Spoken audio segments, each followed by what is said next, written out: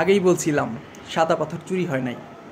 নিশ্চয়ই কোনো বিশাল হৃদয়ের অধিকারীরা মহৎ কোনো উদ্দেশ্যে এই পাথর সরাইছিলেন, ঠিকই ফিরাই দিচ্ছে এখন।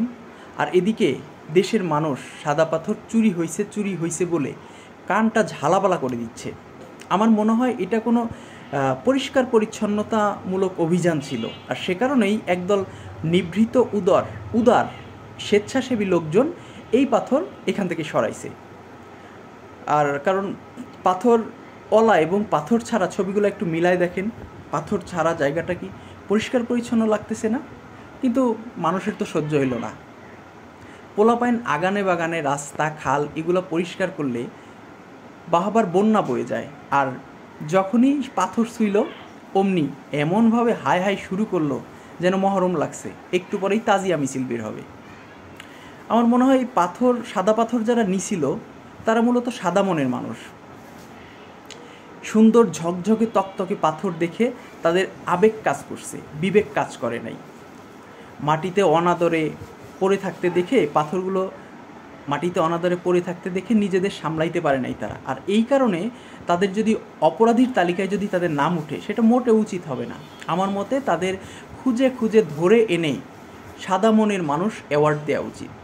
আরেকটা কারণ হইতে পারে, সেটা হচ্ছে হজে যে হাজিরা শয়তানের উদ্দেশ্যে পাথর ছুঁড়ে মারে, কিন্তু সবার তো আর হজে যাওয়ার আওকাত নাই, বাট মন তো আছে রে ভাই। শয়তানের মাথা পাথর দিয়ে ফাটাই দিতে অনেকেরই মন চায়। সে কারণেই হইতে পারে যাদের আওকাত নাই তারা এই ভোলাগঞ্জে এসে পাথর ছুঁড়ে সেই খায়েশ মিটাইছে। আর এটা যদি হয়, এটা নিঃসন্দেহে সওয়াবের কাজ। এদিকে একদল মানুষ যারা এর আগে ভোলাগঞ্জে যেয়ে সাদা পাথরের উপর ডিম পাড়া মুরগির মতো বসে ছবি তুলছে, সেলফি তুলছে, তারা সেই সব ছবি ফেসবুকে পোস্ট করে বলছে, তোমার সাথে আর হবে না দেখা, বুকে আমার বিসর্জনের ব্যথা। আল্লাহ রে, পাথরের জন্য কত মায়া! এই মায়াটা যদি শখের বেড়াবেডির উপরে দেখাইতো, তাইলে বাংলাদেশে কোনো ব্রেকআপই হইতো না। কিন্তু তা না করে এরা আছে সাদা পাথর নিয়ে। অথচ সাদা পাথরের কথাই আর কি বলবো,